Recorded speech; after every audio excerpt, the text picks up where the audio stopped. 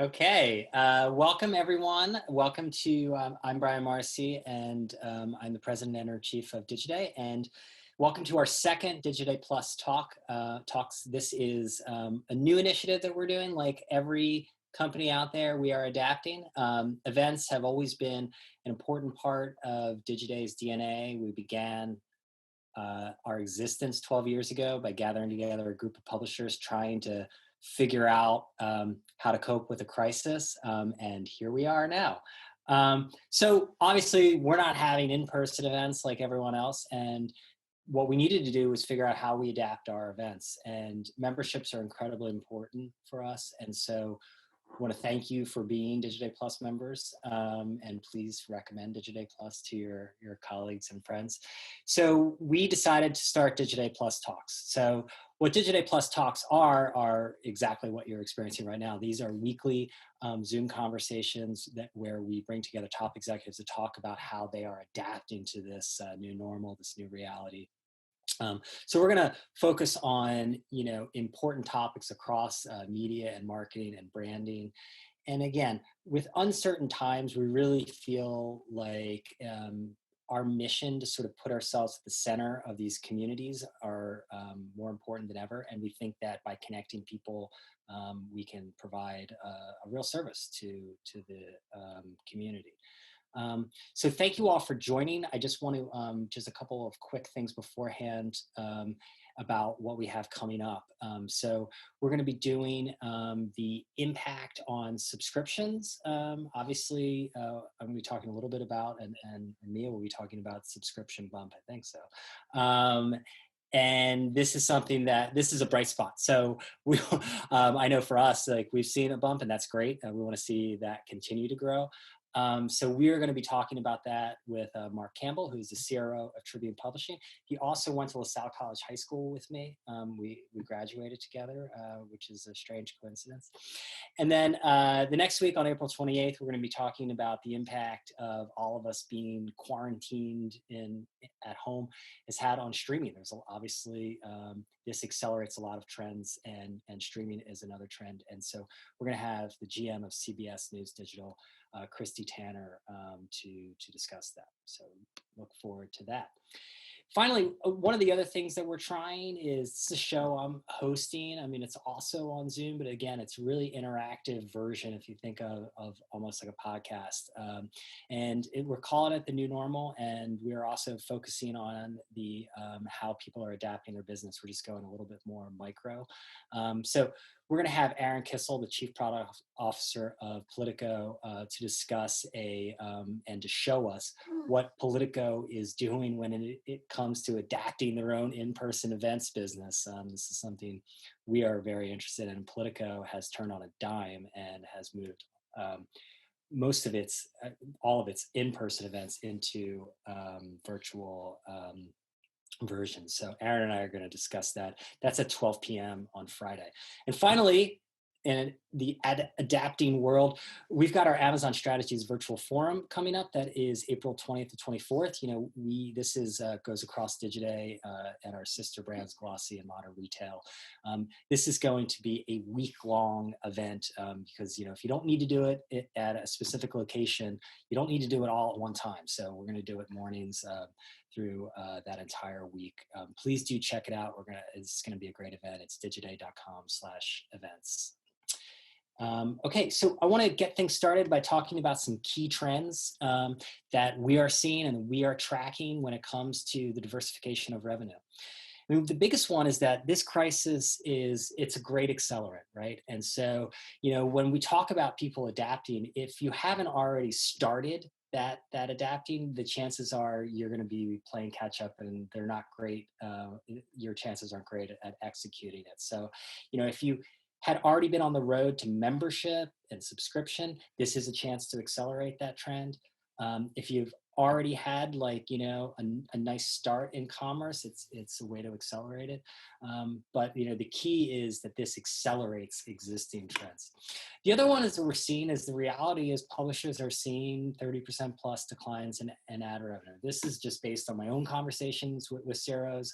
Mia might be saying differently. I hope you are, Mia. And this is likely going to stretch into the back half of the year.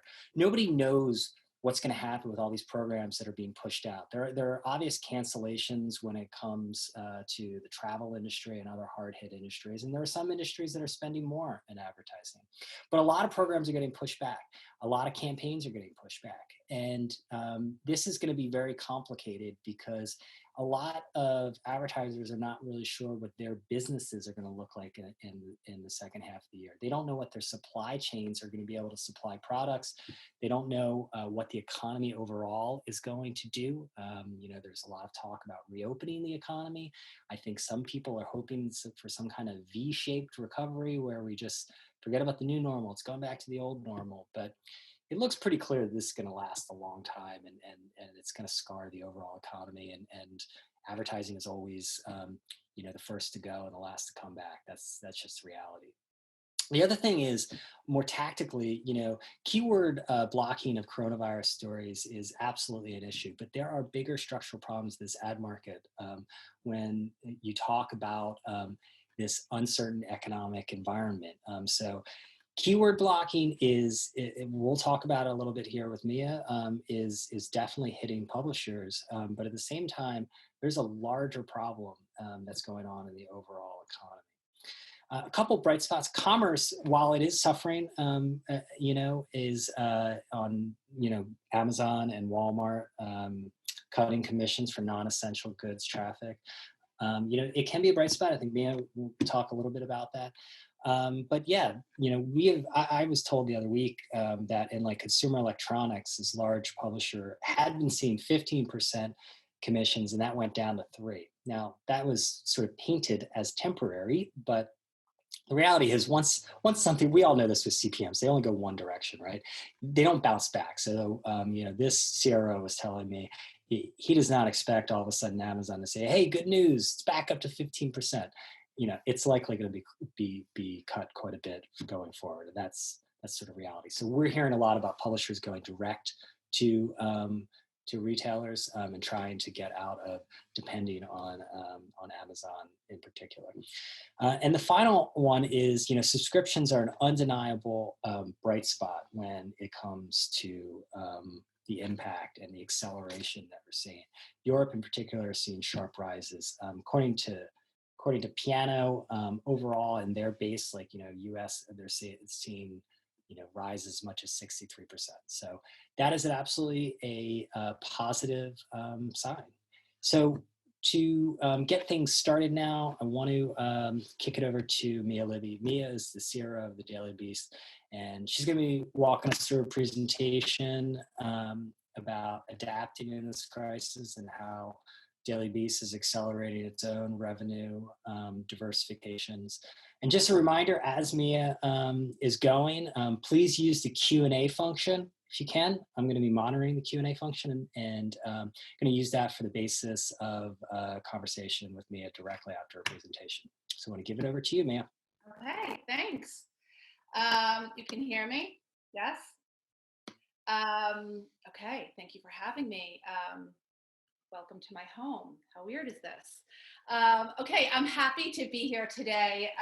I'm going to talk a little bit about how the Daily Beast has been adapting in this current crisis. I'm going to sort of talk about two different avenues. So some revenue strategies that we put into place specifically around consumer revenue a couple of years ago that, as Brian sort of pointed to already, have been a big boon for us in the current crisis. Of course, we didn't launch these things as a defensive posture for a global pandemic, but they are certainly serving us well right now. And they were things that we launched because we know that we have what I think of as a very unique relationship with our audience. And so it yielded an opportunity for us to get into some more consumer revenue tracks, which we'll get into in a minute. But I'm also going to talk a little bit about some revenue strategies that we've employed in the wake of this crisis that have not only yielded new revenue opportunities for us and incremental revenue, but have allowed us to really sustain and build on our relationships with a lot of client partners. And one thing that I noticed, which was sort of an unintended trend here, that I think you'll see as a red thread throughout this entire presentation, is that the time, it's never been more important to understand what you do well and what people are coming to you for. And certainly that's happening from a journalistic perspective, but there's no reason why that can't happen on the revenue side as well. So understanding why people come to you from a consumer perspective, from a business perspective, and then doing that over and over and over again across every line of business is going to lead to the most authentic strategies and likely the most successful ones. So that's something that we've really tried to employ on our end. So let's get into it. So the first thing you must do when adapting in a crisis is diversify revenue. Ideally, you will have already done this. Like I said, this is a path that we started on 3 years ago. And again, we saw it as an opportunity. We have this really unique relationship. Our audience relies on us really heavily. It's incredibly loyal and incredibly engaged. So we thought, we have an opportunity to recommend products to these people. We have an opportunity to recommend services to these people. We have an opportunity to lock up certain bits of content and hope that they'll actually pay for it. So as you can see from down here, we have 5 key areas of revenue at the Daily Beast. Advertising in the direct and PMP sense, programmatic advertising, commerce, content licensing, and membership. Advertising on the direct side happens to be up for us year over year. That's really owed in large part to that we've been able to pivot some business opportunities and maintain things that we had already booked before this crisis hit. And 2, because we were able to pivot our editorial calendar, come up with new opportunities that provided some incremental revenue opportunities, which we'll get into in a minute. PMP down significantly for us. I'm sure everybody is seeing that, but we have seen a significant downshift there. And the same on the OMP side of things, rates are down upwards of 40%, which I know is standard across the industry. That is not only because people aren't spending, but because right now 75% of our content has to do with COVID-19. Not just breaking news around COVID-19, but what to watch when you're in quarantine. And all of that, as you well know, is getting lumped under a blacklist. So we are seeing that line of business down. So now for the bright spots, commerce, like Brian said, for us, we are no exception. This is up pretty considerably since the crisis hit. We'll get into the pivots that we made here, but I think those pivots are the reason we're seeing that up. People are being a lot more discerning about what they're spending their money on and what they need to be purchasing right now, and we pivoted accordingly. Content licensing. People are rabid about consuming the news right now. We are squarely in the news space. Not only are we producing great breaking news coverage, but we're producing a lot of opinion on what's happening in the administration and what's happening from a news perspective. So our content licensing partners have in MSN, Yahoo, Smart News, we've seen big booms in the amount of traffic that we're getting there. And then finally, membership, which also Brian touched on. We're seeing this great groundswell in a need for journalism. We pivoted our marketing tactics to help people understand what we were doing to service them. And that has borne a lot of new subscribers for us and also really mitigated churn. We'll get into that in a minute as well. So all this being said, diversifying revenue is a great way to help weather a crisis and something that, in my mind, everybody should be doing anyways. One of our big concerns on the sales team from the sales perspective was, how are we going to engage our clients? So on a weekly basis, we are doing coffee hours, we are doing workouts, we are doing sales calls, we are doing dinners, we are doing various entertainment events. We are seeing our clients, having multiple touch points with them. So with everybody working from home, how do we do that? How do we continue to create these touch points with people and not only tell them about what we're doing, but just get in front of them, talk to them about what we have going on? So as we all started working from home and all of our agency and client partners did as well, we got together and thought about some key questions. What value can we offer our clients right now? What insights can we provide to make their jobs easier? And what access can we provide to entertain them? And from those key questions, we came up with two really strong ideas. One, the new world of home bartending. So we have a robust and successful liquor vertical called Half Full, and we have a lot of liquor clients. So we've put together a program that gets a bunch of people on an agency team together on a Zoom, and our editor-in-chief of Half Full gets in there, talks about trends that are happening in the liquor world right now and how it's being uniquely affected, positively or negatively, by the current crisis, and then talks to them a little bit about how to become a home bartender, what you can do at home, what you need to have on hand, and what cocktails you can make. Great way to entertain people with some fun and also some learning, some understanding about what's happening in the industry. It makes them smarter for their clients. Also, we've launched Watch from Home, which is in partnership with our friends on the editorial team, on the entertainment editorial team.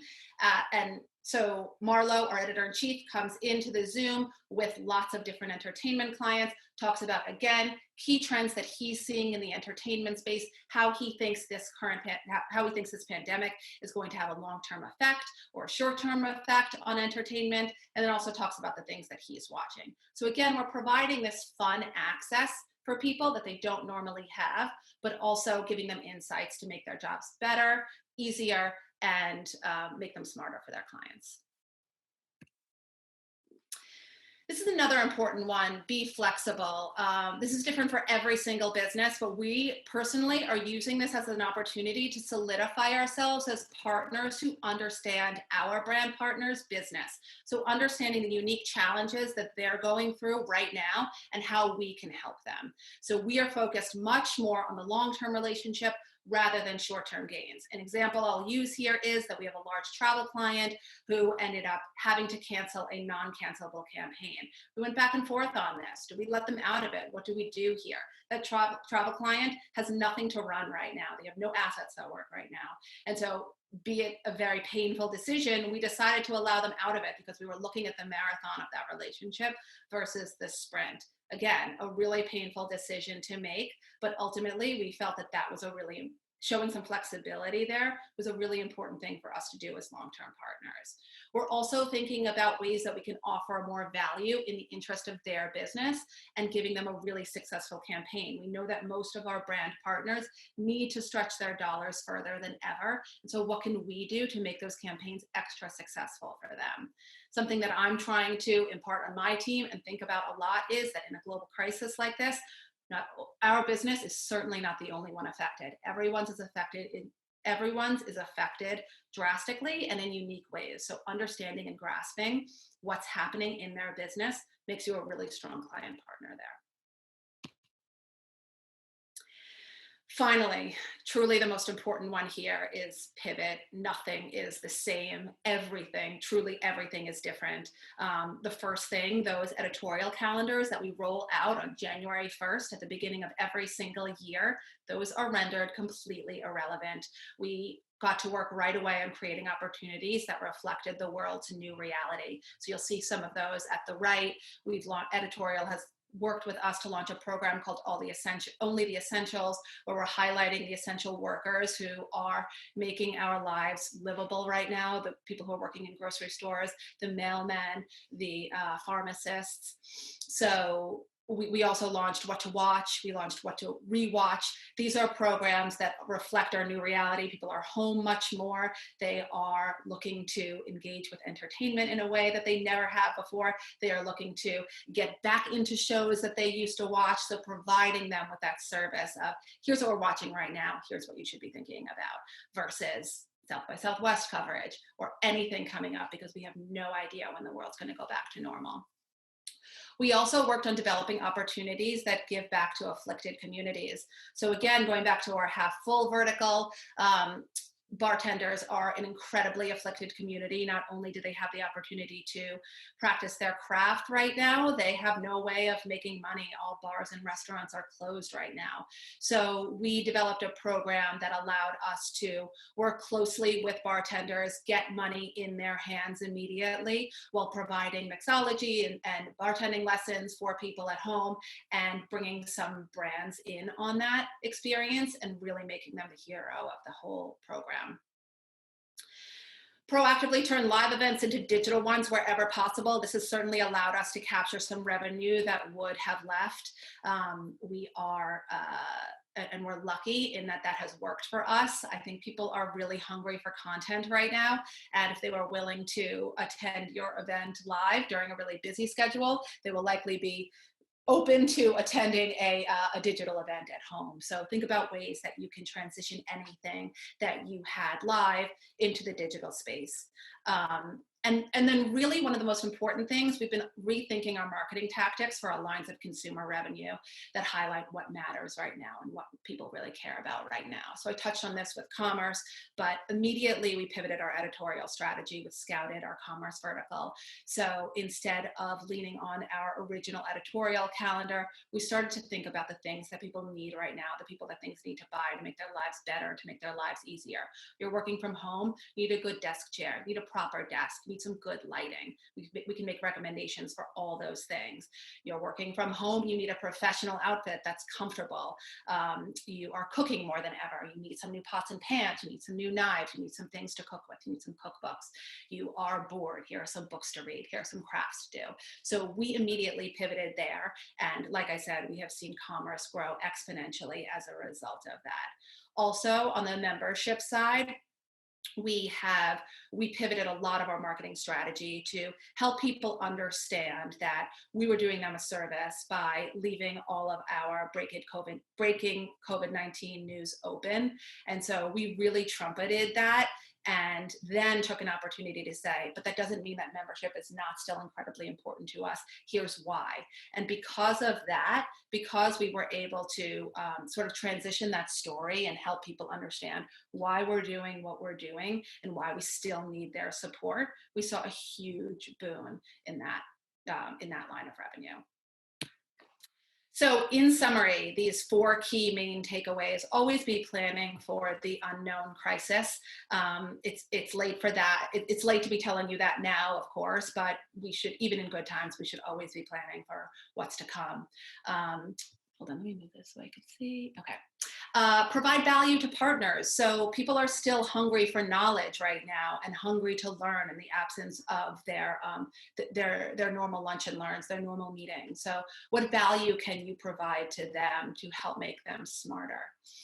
Take this opportunity to strengthen your partnerships, demonstrate to your clients that you know and understand their business, and you're not just trying to go after those short-term gains and make a land grab for any cash they have right now.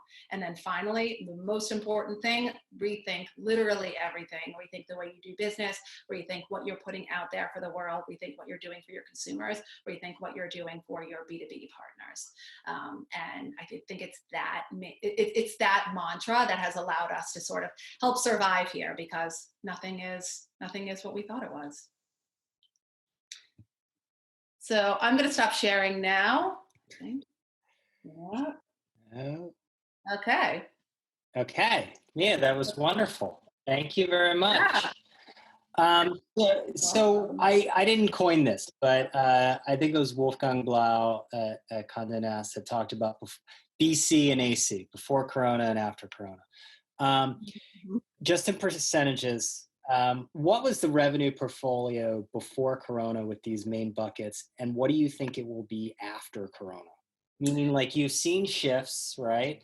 I think what the big unknown is, which of these are temporary to the acute crisis we're in right now, and what will just be the new reality when we come out of the crisis. So yeah. Your revenue portfolio to be different in 6 months than it was, say, a month ago? Yeah, definitely. I think by the end of this year, our revenue pie will be far more diverse than we thought it was going to be. I think you'll see consumer revenue, so specifically commerce and membership, making up a much larger percentage of our pie than we thought. The thing is that we have to imagine, I don't think that we can expect the boom that we're seeing in membership to continue forever. I think we're experiencing a moment right now, right? Mm-hmm. So if you think back to 2016, a lot of brands saw in the aftermath of the election a very initial Trump bump, and I don't think that that necessarily continued forever. So I don't know that this is really going to sustain for very long, but I think certainly for 2020, by the end of this year, we'll see consumer revenue making up a much larger part of our pie than we thought it was going to, and certainly much closer to half than we were. So are there any numbers you could share as far as like what kind of Corona bump you're seeing? I don't know if we're calling it a Corona bump. Okay, let's say I am seeing, you said that piano saw membership up 60+%. Yeah. We're seeing near triple digit growth. Really? So like a comparative, like 3 weeks, you're seeing like 100% more? Yeah. That would be a triple. This is my math. Yeah. I got to pin people down. Sometimes they don't know. That's quite a bit, but you're not expecting this to last through the entire. I mean, this has to slow down. I don't think we can. And, you mentioned this, Europe saw, I think in all ways, we're about a month behind a lot of parts of Europe. So Europe saw a humongous boost in subscription conversions. And then that sort of started to taper off. So I think that by Q3, Q4 of this year, we can see that start to normalize more. But I hope that happens along with the economy going back and along with programmatic revenue starting to see the increases that we need to see. Maybe there's not as much coverage of COVID-19, and then therefore we can see CPMs start to inch back up on the programmatic side. And then when live events are back to normal, we'll be able to capture that revenue again. So I'm hoping that when the pendulum swings for membership, it's swinging sort of for the same reasons that the direct and programmatic business can come back. Sure. So I want to just remind people to use the Q&A function. Hussein Kilich, I think it's Kilich, says he thanked us for this webinar. He wants to know exact percentages. Like what's the biggest chunk of the Daily Beast revenue right now? The biggest chunk of Daily Beast revenue is still advertising. Do you expect that to be the case in 6 months? Yes. Okay. So we're talking about like gradual acceleration, not like you got a totally different business on your hands. I certainly wouldn't say we have a totally different business, and I would call it more than gradual acceleration. It is an acceleration that we certainly did not predict for this year. Okay, since we're on the numbers, I have heard that a coronavirus related content versus non-coronavirus, that you can expect to make about 30% of what you can make for a non-coronavirus content. Yeah. What kind of OMP side? That's the exact number we're seeing. We're seeing rates down about 30% on coronavirus coverage. And again, I mentioned this, and I know you guys have written about this too, but that is not just, what did Trump say about coronavirus today? That is, you're in quarantine because of coronavirus, watch these things. So it is pretty expansive. Right. So that begs the question that I'm glad it's a follow-up question from Max Willens from our own team, because it's my follow-up question too, which is like, why not just go over to Noah Shackman and say, hey, can you not maybe mention coronavirus? We know why people are home watching Netflix. Yeah, well, that, Ryan, is... Maybe he's watching right now. I hope he is. That is why you need a diversified revenue pie, because that content is actually great for membership. Seriously though, I I certainly have no control over editorial, nor do I want to. But This is just sensible, isn't it? I am saying this as the editor-in-chief. I mean, this is just sensible. Some articles we know amid coronavirus has become like, at least in our newsroom, it becomes a joke. Like, it's like, come on, we know we're amid coronavirus. Do we need to hear this?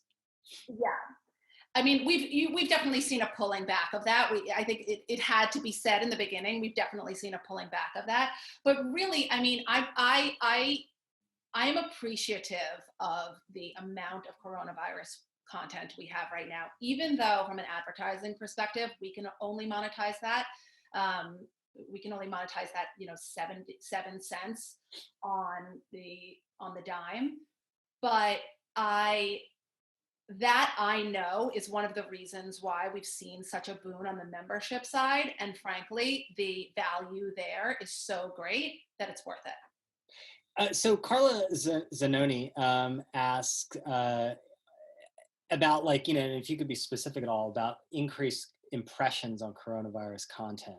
Like, obviously, this is, I would guess, a majority of content. Yeah, it's about 75%. 75% of content. Do you see that traffic bump leveling out? Like, at some point, do people just say, give me the cocktail recipes? Can I tell you, I have been expecting it to level off for weeks now, and it hasn't. It really hasn't. People are still hungry for it. And I think people are still hungry for the type of content that we have, which is not just number of deaths today, number of cases today. It is the opinion. It is, we did a great piece last week on, one of our writers did a piece on people who have diagnosed depression and anxiety are seeing a lot less of it right now in this pandemic than they normally do. And why is that? And we did this great story on, if you're seeing that, that's actually quite normal, and here's why. So I think people are hungry for this sort of coronavirus adjacent content because they're, we're getting the breaking news alerts. We know what's happening, and certainly we're covering that. But they're also hungry for the adjacent stories. Yes. Can you explain the sort of balance of, because you're seeing these tremendous surges in memberships, yet at the same time, you're making content not available for free. Right. Like, it seems sort of counterintuitive. So so here's what we did. We've made this pledge to readers that all of our breaking coronavirus news is going to be free. So anything that you as a consumer need to keep yourself healthy and safe, we will be keeping open to you. But what we are locking up is anything opinion related. So we have a lot of columnists, certainly political columnists, who are writing about Trump's handling of coronavirus, various governors' handling of coronavirus, more opinion-based things. The story that I just talked about anxiety and depression around coronavirus, that is the stuff that we are locking up, because that is not breaking news. And those are the types of things that convert really well for us. And again, we've been really transparent about what we're locking and what we're not locking. And we've done it all under the umbrella of membership is really important to this business sustaining itself. Here's why we need you. Here's what we're leaving open. Here's what we're going to lock up. Please continue supporting us. As we get out of the more acute phase of this, do you expect the sort of levels of locked content to unlocked content to go back to sort of normalize? I think yes, for sure. And I think you'll see a different mix. So I think you'll see that maybe people aren't as reliant. We don't tend to lock up breaking news breaking news that basically anybody's going to cover anyways. People frankly won't convert on that. They can find that in many places. Mm-hmm. But I think you'll see the type of content that we lock up shift as a result. In the same way that you need to be constantly thinking about what it is people like right now. What is it that people want to be reading? What is it that people are hungry for right now? So Dwayne Brown had asked if you were to sort of set up a membership site / service tomorrow, anything you would do differently?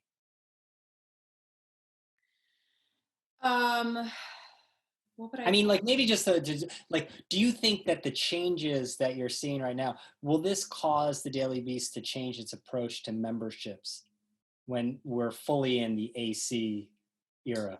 Um, I think that it will. I think it's highlighted what transparency can really do for us, what being really honest about why we have a membership program and what we're going to lock and what we're not going to lock and why we need that support. I think that has been a real silver lining here, understanding that when not that we were never hiding the ball, but we never came out and said, here's why we need you to support us. Uh-huh. Leaning much more into that messaging going forward. It's really resonating right now because I think we're in a unique moment where people can appreciate that messaging, but I think that that can sort of last long term. Do you think it can last long term? Maybe I can just dip into the cynicism Yeah. side because I mean, look, I mean, people are. This is a unique moment, I think, in that like people really do want to support others. They're going on GoFundmes for restaurant workers, and I think there is this overall feeling of we're in this together because while we're not all affected equally, all of us are affected. Um, so I wonder if that will be as effective in in 6 months' time. Yeah, I mean, listen, I really don't believe that everyone can expect to see in the hockey stick growth forever on membership. That's certainly not going to happen. Um, but I don't know. We were seeing before this happened. Certainly, we didn't see the success that we're seeing right now, but we did see a large portion of our members coming in on unlocked content because we helped them to understand what our value proposition is. And this is sort of going back to what I said originally: is hewing really closely to your original mission of here is what we do for you.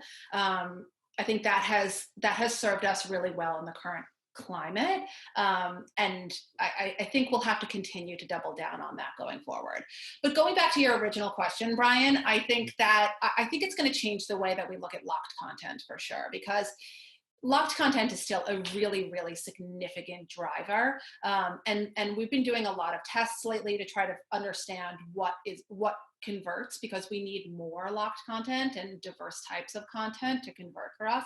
So we're doing a lot of tests there. And I think that's going to continue to change as as the world changes, goes back. So I want to talk about a couple things like on the advertising side. One, Abdul Ahad had asked about approaching brands and agencies now, and Yeah. what are your strategies? You talked a little bit about, look, there are no lunch and learns right now. I assume maybe you get seamless and do them anyway.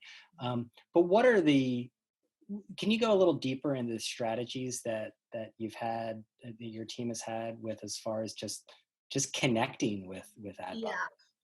Yeah, so I think it's twofold. It's doing what I talked about, sort of education as entertainment. So figuring out what it is that your brand can provide right now and developing opportunities for them to engage with you. Maybe not one-on-one, maybe not three-on-one. Maybe it's, in the instances that I was describing, it's many, many people on a call. So figuring out what those are, that creates a really nice touch point for them to remember your brand, think about your brand, and really solidify yourself as a thought leader in whatever space that is. And then two, this sort of goes back to solidifying partnerships right now and pivoting. So one, when we rethought our editorial calendar and started to work with Edit to come up with new opportunities that brands could sponsor, not only did that create some incremental revenue opportunities for us, but it helped our clients understand how editorially we are thinking about things differently. And so it always comes across as strategic. We're not reaching out and saying, what are your budgets? Are you still supporting this? It's, I know this is a trying time. I understand that this is where your business is because I've done that research. And here's an idea that we've come up with that I think fits really nicely into that strategy. So I think always coming from a point of view of, I understand your business. I've thought about it. We've pivoted our business, and I think these things might fit. Yeah, Roy DeFreitas says, do you have examples of activities you've done specifically to develop these deeper long-term relationships with advertisers? Yeah, I mean those two examples that I gave, I think, have been a really big help to us. We've had many people reach out afterwards saying that was so incredibly helpful to us. Thank Yeah. you so much. So I think we'll continue to do more of them. But again, it's all rooted in like what is this? What is this real value that we can actually provide to them that's interesting for them and is going to help them at their jobs? We're not trying to do things that don't come naturally to us. So you mentioned, the importance of long-term relationships and working with like a travel client. Because I mean, look, let's say it was a cruise company, like not the time. No. And obviously, with the struggles that travel is going through, those campaigns just have to be canceled at some point. Is there any point where you've just actually have pushed back on someone wanting to go outside of the terms of the contract? We haven't had to. So it's not to say that I wouldn't, because there are certainly people who are doing well right now, or whose businesses aren't challenged in the way that travel is. And so, should you be letting them out? I think listen, each situation is totally unique. So I think you need to understand your relationship with that client, how badly and why they feel they need to get out of Yeah. something. But outside of that one client, every single other client has worked with us to find other ways to recognize that revenue. And so I would say that the best strategy there is to do things like, if you have live events, pivot them to digital. If there are opportunities to move things to later in the year, go ahead and do that. Come up with new ideas, new ways to spend that money. We have done that with a bunch of clients. We have new ideas that we can slot you into. It's a bummer because it's like you have to sell things. It's like it's hard enough to sell something once. Now you have to sell it twice. But it's all in the name of saving that revenue. So outside of that one client that I mentioned, we have been able to pivot every other client. So that brings up a question from, it's either Ariel Azov or Ariel Azov. I'm not entirely sure because it's put together. But the question is, are you breaking new business or are you just relying on existing partners? I mean, is there a way to actually bring on completely new clients at a time like this? We are breaking new business, and it is around those very specific ideas that are perfect for this moment. So that only the essentials idea, that is the bartender's idea. We are working with brands for the first time. These are not cold relationships, let me be clear. These are not relationships that don't exist, but they are relationships that exist that we have been able to tap and go back to people and say, I actually have an idea that might really work for you now. Because not only are we changing our ideas, but their budgets are shifting and they're shifting into new types of programs. And we've been able to offer programs that actually speak really well to that. This Benjamin Cohen from Pink News asks about whether, if there are examples of programs that you have brought forward because of coronavirus that were in the works, but that you turbocharged, if you will. On the advertising side, Yeah. No, we haven't. We have been. It's been much more about pivoting what the new reality is. But certainly, here's the thing: we cover what to watch type of scenarios all the time. So there's an example of something that we would, we'll do a summer preview, we'll do a fall preview, things like that. So certainly entertainment is doing much more of that now, considering our new, what we're doing now. But I think that instead our strategy has been, what do people want to consume right now? What's the type of content that we can put out there that people are really going to like, considering we're stuck at home? And that has been the most successful for us. Okay, one thing on commerce, I'm interested to understand why you're seeing commerce be a growth engine right now when a lot of publishers are seeing Amazon in particular not paying the same commissions or telling them not not to send traffic to quote unquote non-essential goods? So we have been doing a lot of work to diversify our diversified revenue stream. Okay. We are trying not to be too reliant on Amazon. And this is a really good example of why you cannot be overly reliant on Amazon. It cannot be 100% or even 60% of your overall commerce business, because that rug can be pulled out at any time.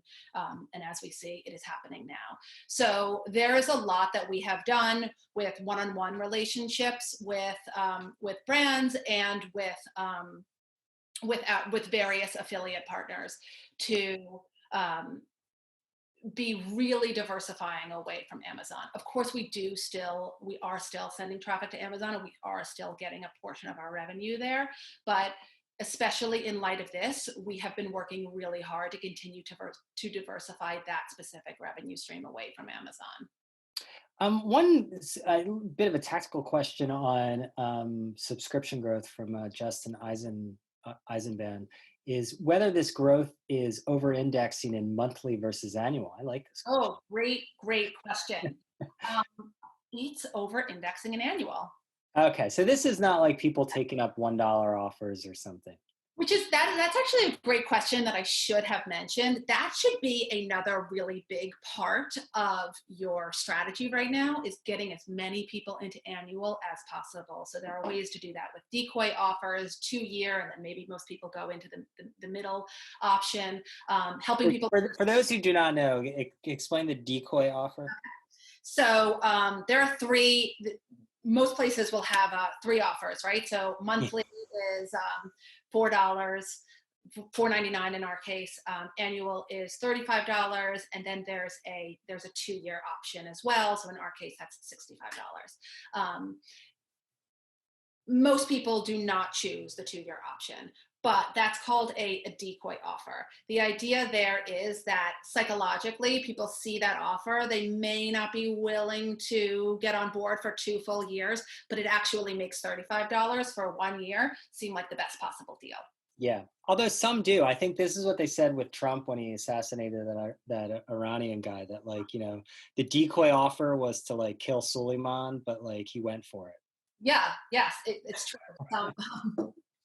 But yeah, they wanted him to choose the middle one. He just didn't choose it. Okay, can you the final thing is, can you talk a little bit about transitioning live events to digital and give an example?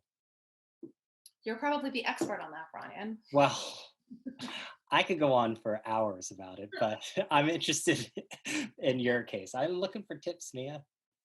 Okay, so I think the best examples of what we're doing there is with our Half Full brand, the liquor business.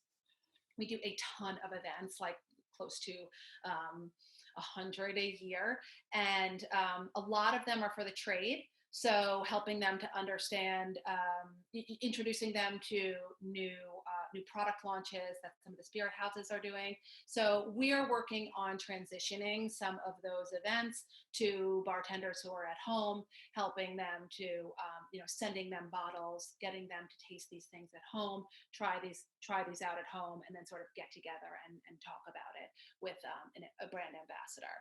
So that's one example of something we're doing. And then we're sort of in works to talk about doing something larger that we weren't going to do anyways. So something larger around our Race to Save the World event franchise that we didn't necessarily have on the roadmap, but I think could be a really interesting thing to do from home. And the upside is that it's way cheaper to do it from home. So hopefully the margins are much better on digital events, right? Let's hope. Let's hope. Speaking of hope, can you go to the Mia's takeaway slide real quick? I think it'd be good to. Okay, so just so we can so we've got a plan for the unknown future, provide value to partners, strengthen partnerships, and then, of course, rethink everything. And finally, Mia, I mean, how are you scenario planning? Because there's so much, I assume your annual plan is out the window. And at this point you're sort of going month to month, or do you have any idea how the second quarter is going to turn out? No. And that's really because, especially on the advertising side, we're seeing things book and then launch days later. And I think it's because people don't know how much money they have until they have it and the cash is in their hands. So I have been saying I don't think we'll know where Q2 will net out until early mid June. And so in a way that we were so used to advanced planning, we're just not seeing that. We're seeing people say, I have something that I can get live next week. So that's great. We don't expect to know how Q2 is gonna like net out until like basically the end of Q2. Yeah. Okay. Yeah, really.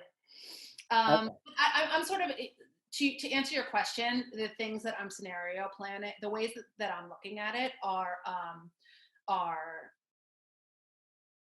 impact of coronavirus, or sort of our current situation, working from home, the economy sort of at a standstill, and then we're sort of doing recession planning. Okay. So the long-term implications of this, and what does that look like at the end of this year, and what does that look like for the out years? Okay. Hope, can we go back to video real quick as we wrap up? Anyway, thank you very much, Mia. I really appreciate you taking the time. Got to see your home, which is lovely. Got a nice backyard, it looks like. But thank you so much. And thank you all of you who joined us. This was great. If you have feedback, would love to hear it. I'm just Brian at digiday.com. And again, thanks so much.